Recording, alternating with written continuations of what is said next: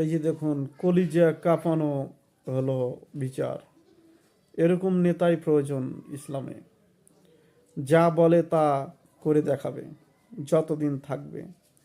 আশা করি অনেক বড় হও। আমার দোয়া রইল আপনার জন্য। আসসালামু আলাইকুম। একটা মানুষ দুই ভাই ঝগড়া করে বিচার নিয়ে আসলে আমি সারা দিন বসে বিচার এই জন্য করি, তারপরেও দুইটা ভাই দুই ভাইয়ের দিকে তাকায় একটু হাসু।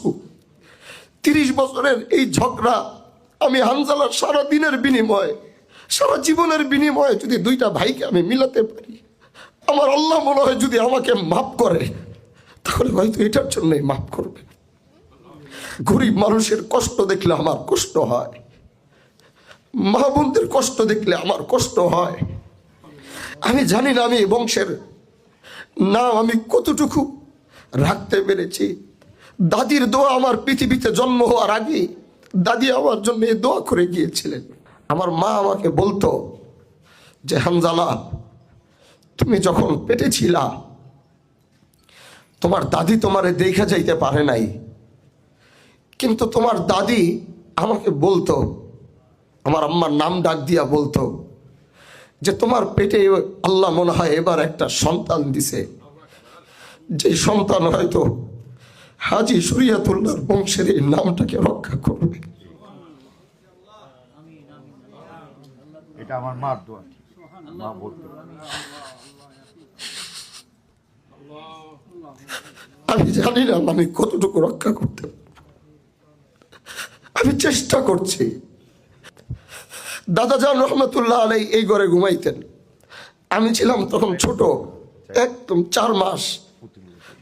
তো দাদা বলতো, হে আমার পুতুলটারে নিয়ে আয়, এবং এই পুতুলটা আমার পুতুল বইলা সামনে আই না, দাদা আমারে নিয়ে খেলতেন।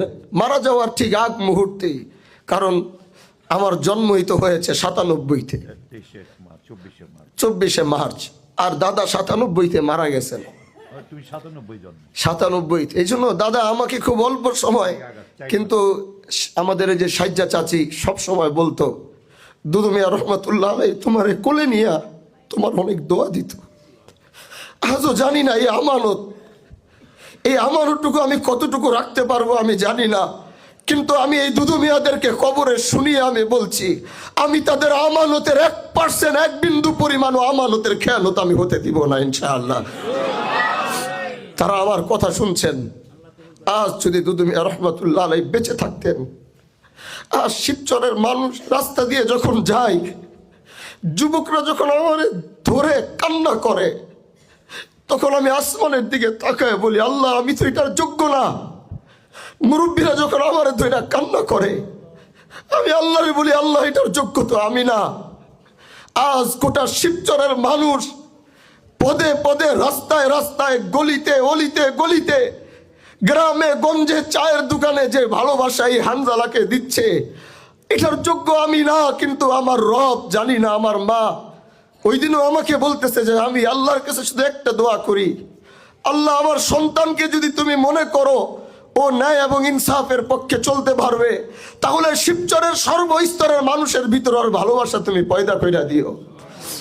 আজও রাতের বেলা উঠি, সারা রাত আমার মা জানামাজে বসে থাকে, সারা রাত বসে থাকে, সারা রাত জানামাজে বসে, সে ঘুমায় না, শুধু আল্লাহর কাছে কান্দে। এই জন্য প্রিয় বাহাদুরপুরবাসী, আমি আপনাদেরকে ভালোবাসি, আমি এই মাটিকে ভালোবাসি, এই দেশকে ভালোবাসি। আমার পূর্বপুরুষ এই দেশের জন্য জীবন দিয়েছে। আমি আল্লাহকে বলেছি আমার মৃত্যু যেন হাসপাতালে না হয়, আমি আল্লাহকে বলেছি আমার মৃত্যু যেন বাসার ভিতরে না হয়।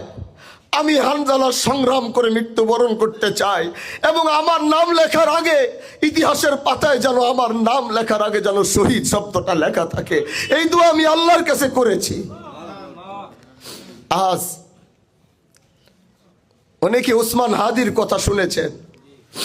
এই উসমান হাদি, যখন ওরে দেখতাম তখন মনে হতো যে আজ এই উসমান হাদি আর আমার চিন্তা চেতনা, আমাদের মন মানসিকতাটা কেমন যেন অনেক মিলছে। এই জন্য আমার একবার ইচ্ছা হয়েছে যে আমি ওসমান হাদির সাথে আমি একবার দেখা করব, কিন্তু সেই দেখাটা ওর সাথে আমার আর হলো না।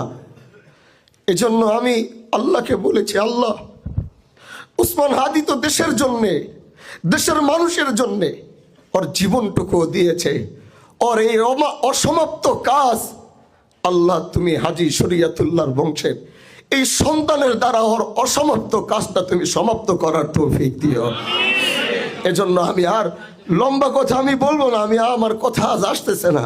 আমি অনেক কথা বলতে পারি, কিন্তু আজ এখানে আমার আর কোনো কথা বের হচ্ছে না।